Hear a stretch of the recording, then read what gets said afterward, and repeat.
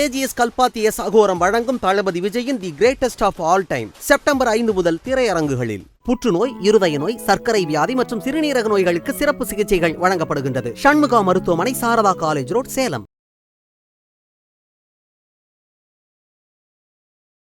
ஐயா, உங்களுடைய வாழ்க்கையில இந்த ஆவி உலக ஆராய்ச்சி அப்படிங்கிறது எப்படி ஸ்டார்ட் ஆச்சு ஐயா? என்னுடைய 22 வயதில் ஆரம்பமாச்சு. என்னுடைய பாட்டனார் ஒருத்தருடைய மரணத்தை அருகிலிருந்து பார்த்தேன். தற்சமயம் தனிப்பட்ட ஆத்மாக்களை அழைக்கிறது இல்லை, நிறுத்தியிருக்கோம். அதாவது வாழ்க்கையில் பிரச்சனைகளுக்கு தீர்வு காண முடியல அப்படின்ற ஒரு நிலைமையில் இருக்கிறவங்க தேடி வர்றாங்க. சித்தர்களோட ஆத்மாவை வச்சு அவங்களுக்கு தீர்வுகள், நுட்பமான காரணங்களை விளக்கி இது செய்தால் மாற்றங்கள் வரும்னு சொல்லி. விஜயகாந்த் அவர்களுடைய ஆத்மாவினுடைய நிலை பத்தி நீங்க விசாரிச்சிருக்கிறீங்க இல்லையா? அதுக்கான காரணம் அது அந்த ஆத்மாவை அழைக்கலையே. ஆமா, சித்தர் மூலமா நீங்க சித்தர் சொன்னதை வச்சு தான் நான் பேசியிருக்கேன். பல பேர் இலங்கையிலிருந்தே எனக்கு வாய்ஸ் மெசேஜ் அனுப்பியிருக்காங்க, ஃபோன் பண்ணி கேட்டாங்க. அதை வச்சு பார்க்கும்போது அவங்களுடைய பயம் எனக்கு நல்லா புரிஞ்சுது. மூழ்கிடுவோமோ இறந்துருவோமோன்ற பயம்தான் அவங்க மனசில் இருக்கிறது தெரிஞ்சுது. அதை வச்சு கேட்டேன் நான். அதெல்லாம் ஒன்றும் இல்லை, வழக்கமாக வரக்கூடிய இயற்கை சீற்றங்கள் தான் இருக்கும். இப்போ இறந்ததுக்கு பிறகு அந்த ஆவிக்கு என்ன நடக்குது, இறக்குற அந்த தருணத்தில் அது என்னென்ன விஷயங்களை கடக்குது அப்படின்னு கேட்டிருந்தேன். மனித உடல்ல இருந்து ஆன்மா பிரியும் போது பலருக்கு பலவிதமான அனுபவங்கள் ஏற்படுது. அதுக்கு நம்ம வாழ்ந்த காலத்தில் நம்ம செய்த பாவ புண்ணியங்களை பொறுத்து அமையும். ஐபிசி தமிழ் நேயர்களுக்கு இனிமையான வணக்கங்கள். ஆவிகள் உலக ஆராய்ச்சி அப்படின்னு சொன்னாலே நமக்கு ஒரு பேர் ஞாபகத்துக்கு வரும். பலருக்கும் தெரியும், உலகமெல்லாம் பறந்து வாழ்கிற தமிழர்களுக்கும் தெரியும், குறிப்பாக ஈழத்தை சேர்ந்தவர்களுக்கும் தெரியும். ஆவிகள் ஆராய்ச்சி மேற்கொள்கிற ஆராய்ச்சியாளர் விக்கிரவாண்டி ரவிச்சந்திரன் அவர்களிடம் பல கேள்விகள் அது தொடர்பில் நம்ம கேட்க இருக்கிறோம். ஆவிகள் தொடர்பிலும் அந்த உலகம் தொடர்பிலும் நமக்கு தெரியாத ரகசியங்கள் எல்லாத்தையும் அவர் சொல்ல இருக்கிறார். அவருக்கு வணக்கம் சொல்லி இந்த நேர்காணலுக்குள்ள போயெல்லாம். வணக்கம் ஐயா. ஐயா, உங்களுடைய வாழ்க்கையில இந்த ஆவி உலக ஆராய்ச்சி அப்படிங்கிறது எப்படி ஸ்டார்ட் ஆச்சு ஐயா? என்னுடைய 22 வயதில் ஆரம்பமாச்சு. என்னுடைய பாட்டனார் ஒருத்தருடைய மரணத்தை அருகிலிருந்து பார்த்தேன். அவருக்கு ஹார்ட் அட்டாக் வருது. பேப்பர் படிச்சுக்கிட்டு இருந்தார். திடீர்னு பேப்பரை தூக்கி எறிஞ்சிட்டு ஓடுறாரு வீட்டுக்குள்ளார. ஓடி போய் மாரை பிடிச்சிக்கிட்டு தரையில் விழுந்து பிறல்றாரு. எல்லாரும் ஓடி மெத்தையை போட்டு படுக்க வச்சு அவர் என்னன்னு கேட்குறாங்க. அவருடைய தம்பி சின்ன பாட்டனார் அவர் அவருடைய தலையை மடியில் வச்சுக்கிட்டு என்னென்ன பண்ணுது உனக்கு அப்படின்றார் அவர். அதில் எனக்கு எப்போவுமே அடிக்கடி மாரில் வலி வரும், கொஞ்ச நேரத்தில் சரியாயிடும், இன்றைக்கி எனக்கு தாங்க முடியல அப்படின்றாரு. அவருக்கு அப்படி பேசிக்கிட்டு இருக்கும்போதே குரட்டை சத்தம் மாதிரி கேட்குது. அவருக்கு கர்ரு கர்ருன்னு சவுண்டு வருது, குரட்டை இழுக்கிற சத்தம். அப்படியே குறைஞ்சிக்கிட்டே சைலண்ட் ஆகிட்டார். அதுக்கு பிறகு பக்கத்து வீட்டிலேயே டாக்டர் இருந்தாங்க, செக் பண்ணிவிட்டு அவர் இறந்து போயிட்டாருன்னு சொல்கிறாங்க. நான் இதெல்லாம் பார்த்துக்கிட்டு இருந்தது மேட்டர் ஆஃப் 10 மினிட்ஸ் பார்த்துக்கிட்டு இருக்கும்போது எனக்கு மைண்டில் ஏறிக்கிடுச்சு. இது இப்போ தான் பேப்பர் படித்தார், ஓடினார், மார்பை பிடிச்சி பரண்டார், பேசினார். திடீர்னு பார்த்தா அப்படியே அமைதி ஆகிட்டார். இதுதான் மரணமா? மரணம்னா என்ன இருக்குது, மரணத்துக்கு அப்பால் என்ன இருக்குன்னு எனக்கு மைண்டில் திருப்பி ஓடிக்கிட்டே இருந்தது. அவருடைய கர்ம காரியத்துக்கு வந்த உறவினர் ஒருத்தர் ஆவிகளோட பேசலாம்னு ஒரு தகவல் சொல்லி வழிமுறை சொன்னார். எப்போ முடியும் அந்த கர்ம காரியமெல்லாம்னு சொல்லிட்டு பார்த்துக்கிட்டு இருந்து அதில் முயற்சி பண்ணி பார்த்தோம். முயற்சி பண்ணும்போது முதல் நாளே எங்களுக்கு வெற்றிகரமாக அமைஞ்சிது. அந்த பேச்சு இறந்து போன அந்த பாட்டனாரே பேசினார். அன்னையிலேருந்து இன்னைக்கு வரலும் தொடர்ந்து பேசிக்கிட்டு வரோம். இது நிகழ்ந்து 50 வருஷம் ஆச்சு. இந்த 50 ஆண்டு கால அனுபவங்கள் எனக்கு இருக்குது. 50 ஆண்டு கால அனுபவம் அப்படிங்கிறது ஒரு மனிதனுடைய ஆயுட்காலத்திலே அரைவாசி காலம் அப்படின்னு சொல்லலாம். நிச்சயமாக உங்களிடம் நிறைய கேள்விகள் நாங்கள் கேட்கலாம். இப்போ பொதுவாகவே ஆவிகளோடு பேசுதல் அப்படின்னா எல்லாரும் என்ன புரிதலோடு இருப்பாங்க அப்படின்னு சொன்னால் தனிப்பட்ட ஆவிகளோட பேசுகிறாங்க அப்படின்னு இருப்பாங்க. அதுக்கான முறைகள் அப்படின்னு சொன்னால் நீங்கள் என்ன மாதிரியான முறைகளை கையாளுறீங்க? இப்போ தற்சமயம் தனிப்பட்ட ஆத்மாக்களை அழைக்கிறது இல்லை, நிறுத்தியிருக்கோம். அதாவது வாழ்க்கையில் பிரச்சனைகளுக்கு தீர்வு காண முடியல அப்படின்ற ஒரு நிலைமையில் இருக்கிறவங்க தேடி வர்றாங்க. சித்தர்களுடைய ஆத்மாவை வச்சு அவங்களுக்கு தீர்வுகள், நுட்பமான காரணங்களை விளக்கி இது செய்தால் மாற்றங்கள் வரும்னு சொல்லி தீர்வுகள் சொல்லி அனுப்புகிறோம். பலன் அடைஞ்சேன்னு வந்து பலர் வர்றாங்க. அதாவது திருமணம் ஆகலைன்னு வரும்போது, ஜாதகமெல்லாம் நல்லா இருக்குது, எந்த குறைபாடும் இல்லை, படிப்பு இருக்குது, பணம் இருக்குது, அந்தஸ்து இருக்குது, ஆனால் திருமணம் கூடி வரல அப்படின்னு வரும்போது, அவங்களுக்குன்னு சில பரிகாரங்கள் எளிமையாக சொல்கிறாரு. அவங்களே செய்கிற மாதிரி தான். அது செய்த உடனே வந்து திருமணம் அமைஞ்சு கல்யாண பத்திரிக்கையோடு வந்து எங்கள்கிட்ட வாழ்த்து சொல்லிட்டு வாங்கிட்டு போகிறவங்களும் இருக்காங்க. இது அன்றாட நிகழ்வாயிடுச்சு. அதே சமயத்தில் நீங்கள் வந்து இறந்து போன உறவினர்களை குறித்து கேட்டிங்கன்னா, அவங்க எந்த நிலையில் இருக்காங்க, அவங்களுக்கு குறை நிறைகள் இருக்கா அப்படின்றது இவர் சித்தரே சொல்லிடுவார். அவங்ககிட்ட அழைக்க வேண்டிய அவசியம் இல்லை. அவர் என்ன கேட்குறாரு, நீங்கள் வாழ்ந்தபோது பேசுனீங்க இல்லையா, அப்போ இறந்த பிறகு என்ன பேச்சு பாக்கி வச்சுருக்கீங்கன்னு கேட்குறாரு. இல்லைங்க, சும்மா பேசணுங்க அப்படின்றாங்க. காரணம் ஒன்றும் இல்லை. அதனால் வந்து அதெல்லாம் நிறுத்தியாச்சு. தமிழ்நாட்டை பொறுத்த வரைக்கும் நிறைய பெரியவங்க எல்லாமே இறந்து போயிருக்காங்க. அவர்களுடைய இப்போ செல்வி ஜெயலலிதா அம்மையாராக இருக்கட்டும், கருணாநிதி ஐயாவாக இருக்கட்டும், இந்த மாதிரி தமிழ்நாட்டில் இறந்து போனவர்களில் யாராவது ஒருத்தங்களும் அந்த காலத்தில் நீங்கள் நேரடியாக ஏதாவது தொடர்பு கொண்டு தொடர்புகளை ஏற்படுத்தி பேசியிருக்கிறீங்களா ஐயா? இப்போ தானே நீங்கள் வந்து தனிப்பட்ட ஆவிகளோட பேசுறது இல்லைன்னு சொன்னீங்க. நான் இது கொஞ்சம் காலங்களுக்கு முன்னதாக நிகழ்ந்தது இல்லையா, அதனால கேட்குறேன் நான். அந்த காலம்னாலாம் எந்த காலமுமே இல்லைங்க எனக்கு. எந்த காலமுமே நீங்கள் தனிப்பட்ட இல்லை, ஆவிகளோட தனிப்பட்ட ஆவிகள்கிட்ட பேசிக்கிட்டு இருந்தோம். தலைவர்கள்ட்டெல்லாம் பேசணும்னு நான் நினச்சது இல்லை. அது எனக்கு ஆர்வமே வரல. அது என்ன காரணம்னு எனக்கு தெரியல.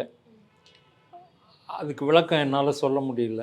அதாவது இப்போ எம்ஜிஆர், செல்வி ஜெயலலிதா, கருணாநிதி அவர்கள் யாரிடமுமே வந்து ஏதோ ஒரு வழிமுறையில கூட ஒரு தொடர்பை நீங்க ஏற்படுத்தினதே இல்லை. அதாவது சித்தர் மூலமாக கூட ஒரு தொடர்பு ஏற்பட்ட சித்தர் மூலமாக தான் தொடர்பு ஏற்படுத்திக்குவோம், அதுதான் முறை. ஆனால் அந்த எண்ணமே வரல. ஏன் என்று கேட்டால், தலைவர்களாக இருந்தாலும் அவர்களும் மனிதர்கள் தான். நம்மளை விட கொஞ்சம் புகழ் வாய்ந்தவங்களாக இருக்காங்க. அது ஒன்று தான் வித்தியாசம். அதனால் நான் வந்து அழைக்கிறது இல்லை. ஆனால் இது எல்லாம் கடந்து அமரர் விஜயகாந்த் அவர்களுடைய ஆத்மாவினுடைய நிலை பற்றி நீங்கள் விசாரிச்சிருக்கிறீங்க இல்லையா? அதுக்கான காரணம் அது வந்து அந்த ஆத்மாவை அழைக்கலையே. ஆமாம், சித்தர்கள் மூலமாக சித்தர் மூலமாக நீங்கள் சித்தர் சொன்னதை வச்சு தான் நான் பேசியிருக்கேன், சொல்லியிருக்கேன். நிலை எப்படி இருக்குன்னு சொல்லியிருக்கேன், அவ்வளோதான். அப்படி பார்த்தீங்கன்னா இந்த விஜய் அரசியலுக்கு வருவார்னது நான் சொல்லியிருக்கேன் முன்னாடியே. ரஜினிகாந்த் வர மாட்டார் அப்படின்னு தெளிவாக சொல்லியிருக்கேன். எங்களுடைய யூடியூப் சேனலில் நான் வந்து இதை பற்றி பேசியிருக்கேன். ஆவிகள் உலகம் அப்படின்னு யூடியூப் சேனல் வச்சுருக்கேன். அதில் பேசுனது சொல்லியிருக்கேன். ரஜினிகாந்த் அப்போ வந்து ரொம்ப பரபரப்பாக இருந்தது. அவர் எப்போ கட்சி ஆரம்பிக்க போகிறார், அதுக்கு தாண்டலான்னு பல பேர் எதிர்பார்த்துக்கிட்டு இருந்த காலகட்டம். ரஜினி அரசியலுக்கு வரமாட்டார் அப்படின்னு சொன்னேன். அதுக்கு பிறகு அது உண்மையாயிடுச்சு. எல்லாமே சித்தருடைய ஆத்மா சொன்னது தான். இப்போது இந்த காலகட்டத்தில் வந்து எல்லாருக்கும் இருக்கிற ஒரு மிகப்பெரிய கேள்வி என்ன அப்படின்னு சொன்னால், தமிழகத்தில் வந்து இயற்கை சீற்றம் அப்படிங்கிறது அதிகமாக நடந்துருமோ?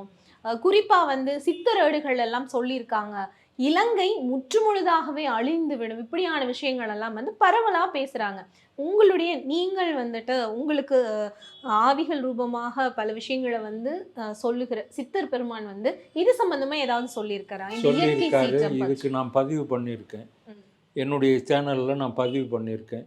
இலங்கையே அழியாது, இயற்கை சீற்றம், அதாவது லெமூரியா கண்டம் மாதிரி மூழ்கிடும்னு ஒருத்தர் சொல்லிக்கிட்டு இருக்காரு. அந்த மாதிரி ஆகாது, இலங்கை நீடூழி வாழும் அப்படின்னு தான் நான் சொல்லியிருக்கேன். பல பேர் இலங்கையிலிருந்தே எனக்கு வாய்ஸ் மெசேஜ் அனுப்பியிருக்காங்க, ஃபோன் பண்ணி கேட்டாங்க.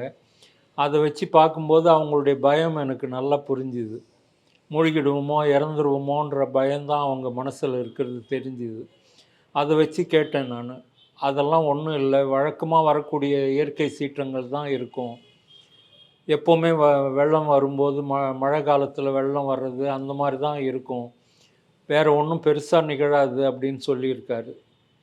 அதனால் இலங்கை நேயர்கள் பயப்பட வேண்டாம். தமிழகத்திலையும் குறிப்பாக சென்னை வந்து பயத்துக்குள்ளாகுது அப்படின்னு சில ஆய்வறிக்கைகள் கூட வந்திருக்கு இல்லையா ஐயா? இப்போது சென்னையினுடைய நிலைமை இந்த மழைக்கு எப்படி இருக்கும் அப்படின்ற ஏதாவது வந்து விஷயங்கள் வந்து நம்மளோட நேயர்களுக்கு எக்ஸ்க்ளூசிவாக சொல்ல முடியுமா? போன வருஷம் மாதிரியே வெள்ளம் வரும், அதே மாதிரி பாதிக்கப்படுவாங்க, மக்கள் தவிப்பாங்க. அதுதான் நிகழும். சென்னை முழுகும் பேராபத்து அப்படிங்கிற அளவுக்கு இருக்கா? அதாவது ஒரேடியாக முழுகாது. நீங்கள் அடையாறெல்லாம் கடலுக்குள்ளே போயிடும்னு சில பேர் சொல்லிக்கிட்டு இருக்காங்க. ஆனால் சில அங்குலம் அங்குலமாக தான் முழுகும். வருஷத்துக்கு கொஞ்சம் கொஞ்சமாக தான் தண்ணி ஏறும். அப்படி வரும்போது பல ஆண்டு காலம் ஆகும். அப்போல்லாம் நம்மலாம் இருக்க மாட்டோம், கவலைப்பட வேண்டாம். கொஞ்சம் கொஞ்சமா சென்னை வந்து, அதாவது தமிழ்நாட்டின் சில பகுதிகள் வந்து அது கடலுக்குள்ள போகும். ஒரு பக்கம் வந்து கடலுக்குள்ள போகும்போது இன்னொரு பக்கம் வரும் அப்படின்னு சொல்லுவாங்க இல்லையா? அந்த மாதிரி ஏதாவது தமிழ்நாட்டில் எக்ஸ்டெண்ட் ஆகுறதுக்கு ஏதாவது வாய்ப்புகள் இருக்கா? அப்படியெல்லாம் ஆகாது. இது கூட வந்து இன்ச் பை இன்ச்சாக தான் வந்து மூழ்கும். அதுக்கு வந்து பல ஆண்டுகள் ஆகும். கவலையே வேண்டாம். நம்ம தண்ணி அதாவது சுனாமி மாதிரியெல்லாம் வரும்னு கற்பனை பண்ணிக்கிறாங்க. அந்த மாதிரியெல்லாம் கிடையாது. அந்த மாதிரி பயமே கிடையாது. பொதுவாக நம்ம பார்க்க போனா தமிழகத்தை எடுத்துக்கிட்டோம் அப்படின்னு சொன்னா, தமிழக அரசியல்ல ஏதாவது மாற்றங்கள் வர்றதுக்கான வாய்ப்புகள் ஏதாவது இருக்குதா? தயவு செஞ்சு அரசியல் வேண்டாம். சரி, நிச்சயமா. இல்ல இது குறிப்பாக இப்ப விஜய் அரசியலுக்கு வர்றார்ல, அந்த மாதிரி யாராவது புதிதாக வர்றதுக்கான வாய்ப்புகள், புது தலைமைகள் உருவாகிறதுக்கான வாய்ப்புகள் இங்க இருக்கா? இல்லை. அதாவது விஜய்க்கு அப்புறமா நம்ம வந்து எதிர்பார்க்கறதுக்கு யாருமே இல்ல, அப்படிதானா? இல்லை. இல்லை, ஒற்றை சொல்ல விடை. ஓகேங்க ஐயா. இப்ப பொதுவாவே வந்து எல்லாருக்கும் இருக்கிற மிகப்பெரிய கேள்வி, ஒவ்வொரு மனிதர்களுக்குள்ளேயும் இந்த கேள்வி இருக்கு. அதாவது உங்களுக்குள்ளேயும் கூட ஆரம்ப காலத்துல அது இருந்ததால தான் நீங்க இந்த துறைக்கு வந்திருந்த அப்படின்னு சொல்லியிருந்தீங்க. இறந்த பின் அந்த ஆன்மாக்கு என்ன நடக்குது, அல்லது இறப்பு அப்படிங்கிற அந்த தருணம் ஒரு உயிர் என்ன மாதிரியான விஷயங்களை கடக்குது? இறந்த பிறகு, அதாவது இறப்பு அப்படின்றதுக்கு முன்னாடி, அறிஞ்சிக்கிறதுக்கு முன்னாடி மனித உடல் ஆன்மான்றது என்ன அப்படின்றது நீங்கள் தெரிஞ்சுக்கணும். அதாவது நம்ம ஒரு பொருளினுடைய இயக்கத்துக்கு பின்னாடி ஒரு ஆற்றல் தேவைப்படுது. அதே மாதிரி அதாவது இப்போ நம்ம வந்து கேமரா இயங்குது, அதுக்கு பேட்ரி தேவை, எனர்ஜி தேவை. மின்சார விளக்கு எரிகிறது நம்மளை சுற்றி, அதற்கு மின்சாரம் தேவை. அப்படி வரும்போது நம்மளுடைய மனித உடலும் ஒரு இயந்திரம் மாதிரி தான். இந்த உடலை இயக்கக்கூடிய ஒரு ஆற்றலை தான் உயிர் என்கிறோம். அதாவது இந்த உடலுக்குள் இருக்கும்போது அந்த ஆற்றலை உயிர் என்கிறோம். உடலை விட்டு பிரிந்த பிறகு அதே ஆற்றலை ஆவி என்று சொல்கிறோம். அந்த ஆவி தான் வந்து நம்ம அழைத்து பேசுவது. சொல்லுங்க, என்ன டவுட்டு? அதான் இப்போ வந்து இறந்ததுக்கு பிறகு அந்த அந்த ஆவிக்கு என்ன நடக்குது, இறக்குற அந்த தருணத்தில் அது என்னென்ன விஷயங்களை கடக்குது அப்படின்னு கேட்டிருந்தேங்க ஐயா. மனித உடல்ல இருந்து ஆன்மா பிரியும் போது பலருக்கு பலவிதமான அனுபவங்கள் ஏற்படுது. அதுக்கு வந்து நம்ம வாழ்ந்த காலத்தில் நம்ம செய்த பாவ புண்ணியங்களை பொறுத்து அமையும். நிறைய நல்லது பண்ணி புண்ணியங்கள் சேர்த்து கொண்டவர்களுக்கு அனாயாச மரணம்னு சொல்லப்படுகின்ற எளிய மரணங்கள் வரும். எளிய மரணம்னா வலி இல்லாத, வேதனை இல்லாத மரணம் வரும். நம்ம வலியோட உச்சத்தை சொல்லும் போதே மரண வலி அப்படின்னு தானே சொல்றோம். அப்ப அந்த வலி அவ்வளவு கொடுமையா இருக்குமா? அதாவது நவத்வாரங்கள்னு இருக்குது, நம்ம மனித உடலில் இருக்குது. ஏதாவது ஒரு துவாரத்தின் வழியாகத்தான் அந்த உயிர் வெளியில் வரும். அந்த வரும்போது அந்த இடத்துல வலி அதிகமாக இருக்கும். அது இல்லாமல் தூக்கத்திலே அமைதியாக இறக்குறவங்களும் இருக்காங்க. பேசிக்கிட்டு இருக்கும்போதே மயங்கி விழுந்து இறக்குறவங்க இருக்காங்க. அதெல்லாம் அவங்கவுங்க பாவ புண்ணியங்களை பொறுத்த செயல் இது.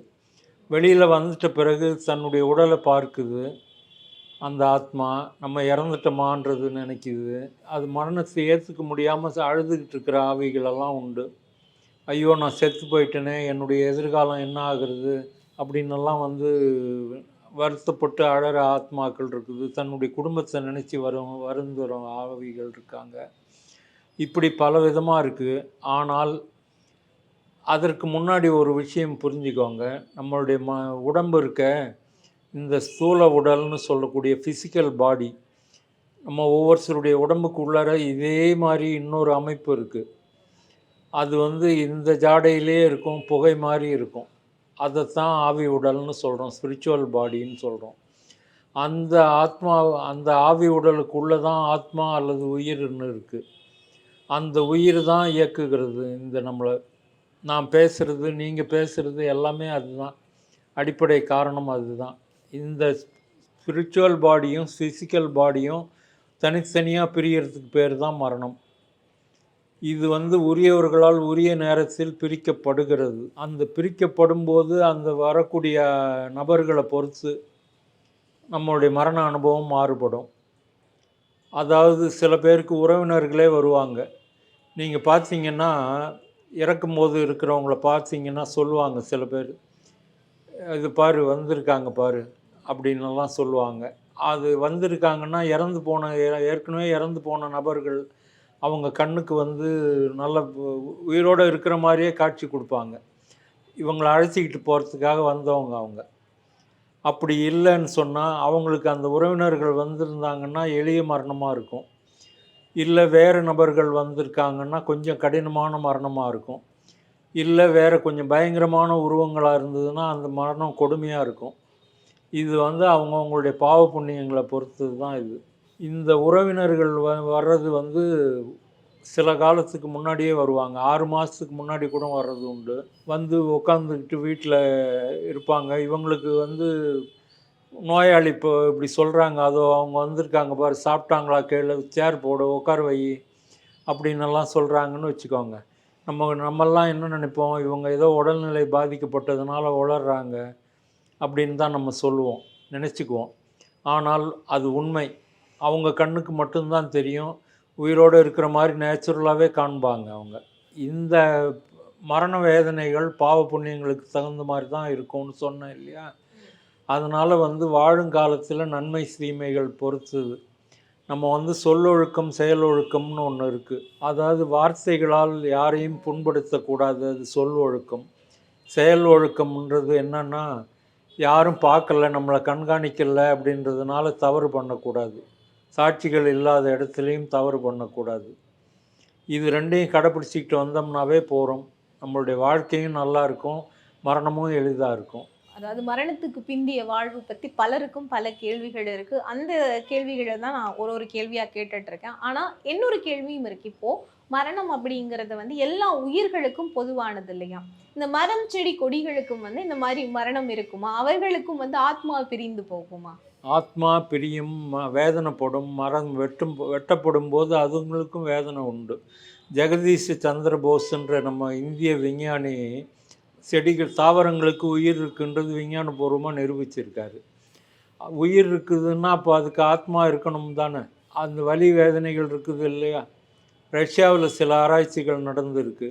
அதாவது ஒரு செடி, ஒரே இனத்தை சேர்ந்த 2 செடிகளை வச்சுக்கிட்டு ஒன்றுக்கு மட்டும் பராமரிப்பு பண்ணிக்கிட்டு இன்னொன்றுக்கு வந்து தண்ணி கூட ஊற்றுறது இல்லை, அப்படியே வச்சுக்கிட்டு இருந்தாங்க. அதுக்கு பார்த்தா அதுவும் செழுமையாக இருந்தது. எப்படி இது மாதிரி இருக்குதுன்னு அவங்களுக்கு ஒன்றும் புரியல. அதுக்கு பிறகு ஆராய்ச்சி பண்ணி பார்த்தா இது ரெண்டும் வந்து வேர்களில் ஜாயின் பண்ணியிருக்கு. அதாவது பராமரிக்கப்படுகின்ற செடி தன் இனம் வந்து பட்டினி கிடக்குதுன்னு சொல்லிட்டு பூமிக்கு அடியிலே வேர்களை நீட்டி கொண்டு போய் அதோடு இணைச்சி தான் அருந்துவதையெல்லாம் அதுக்கு கொடுத்துருக்கு. இவ்வளோ ஒரு கம்யூனிட்டி ஸ்பிரிட்டு அதுக்கு இருக்கும்போது ஏன் ஆத்மா இருக்க முடியாதுன்னு நினைக்கிறீங்க? இருக்குது. இப்போ நம்மளுக்கு இருக்கிற மாதிரி, அதாவது மனிதர்களுக்கு இருக்கிற மாதிரி அதுக்கு பாவ புண்ணியங்கள் இருக்குமா? பாவ புண்ணியங்கள்ன்றது 5 அறிவு வரை கிடையாது ஜீவன்களுக்கு. அதுக்கெல்லாம் ஒன்றும் இல்லை. அதாவது புலி பசித்தாலும் புல்லை தின்ன முடியாது, இன்னொரு உயிரை கொன்று தான் ஆகணும். அதனால் வந்து அதுக்கு பாவமெல்லாம் வராது. ஏன்னா இறைவனுடைய படைப்பே அப்படி. அதனால் ஒன்றுமே இல்லை. பொதுவாகவே வந்து ஆவிகள் அப்படின்னு சொன்னாலே நம்ம திரைப்படங்கள் தான் நமக்கு வந்து சில சமிஞ்ஞைகளே சொல்லுது. குறிப்பாக வந்துட்டு ஒரு வெள்ளை சீலை கட்டின ஒரு பெண், இல்லைன்னு சொன்னால் லைட்டை வந்து மின்னி மின்னி ஆஃப் ஆகுறது அந்த ஒரு தன்மை, இல்லைன்னா ஒரு சலங்க சத்தம், இல்லைன்னா மன்னவனே அழலாமான்னு பாடிட்டு வரும். இந்த மாதிரியான சொல்லுவாங்க. அதாவது சில பேர் சொல்லுவாங்க மல்லிகைப்பூ வாசம். இந்த மாதிரி எல்லாம் இயல்புகளோட தான் ஆவிகள் நடமாடுமா? அது உண்மைதானா?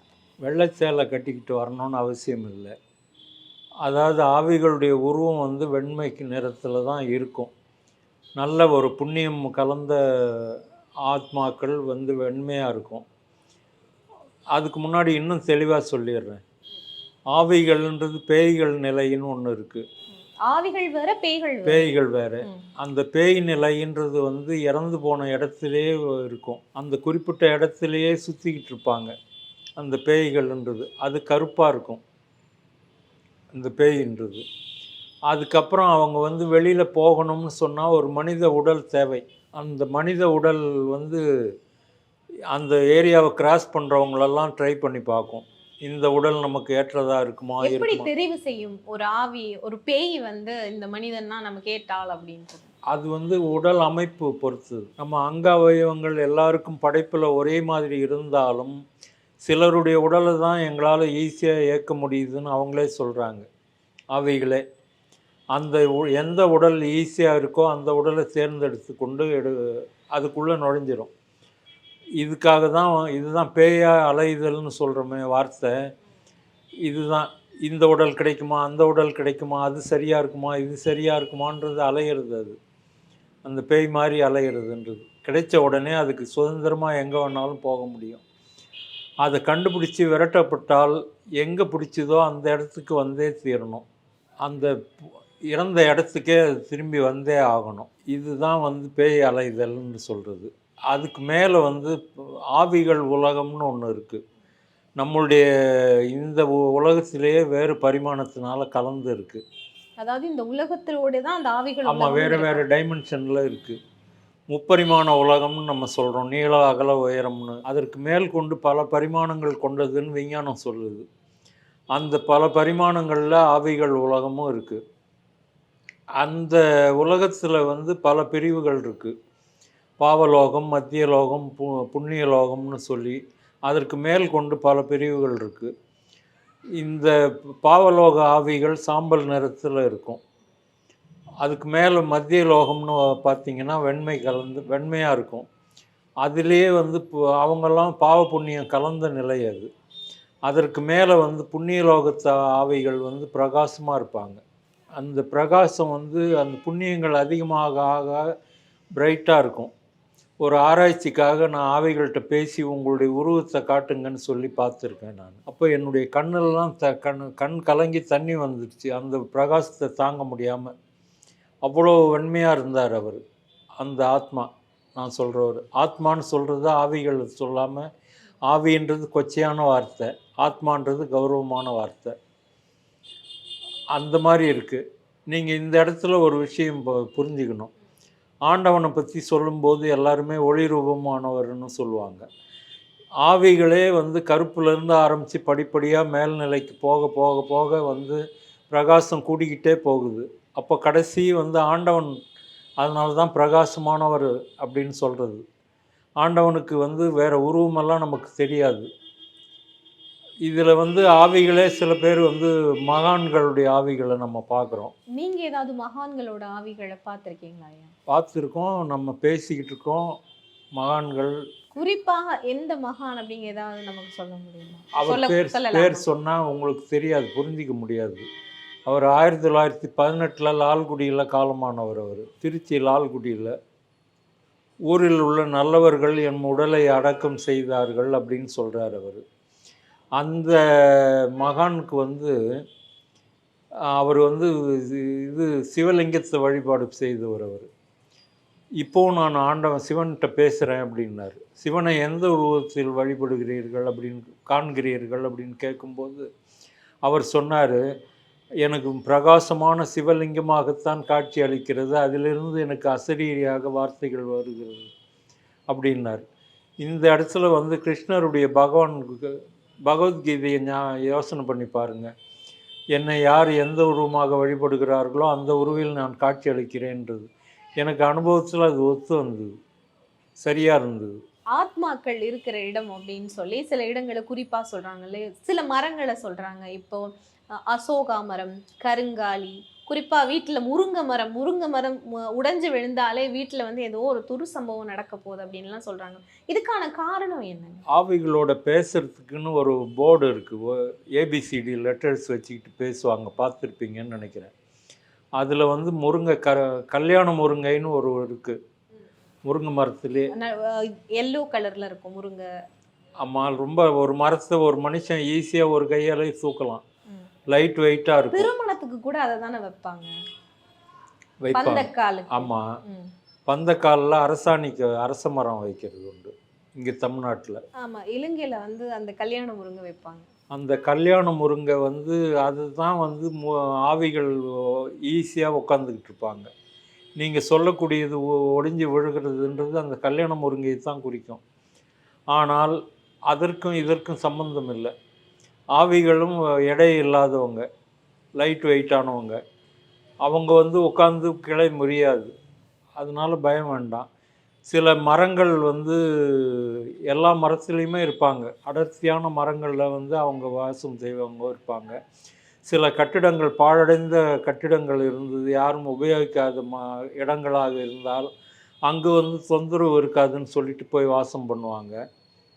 இப்படி பல இடங்கள் இருக்குது.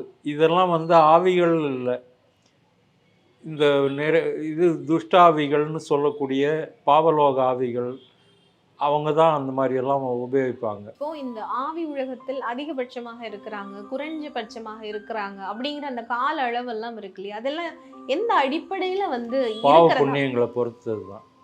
பாவ புண்ணியங்களை பொறுத்து. பாவ புண்ணியங்களை பொறுத்து. இப்போ அதாவது திருத்தவே முடியாத கேஸுகள் அப்படின்றதெல்லாம் சீக்கிரமாக பிறவி கொடுக்கப்பட்டு வருவாங்க. நல்லவங்களாக வாழுறவங்க வந்து சில சேவைகள் அங்கே போயிட்டு பண்ணுவாங்க, அவங்களுக்கு சில வாய்ப்புகள் கொடுக்கப்படும்.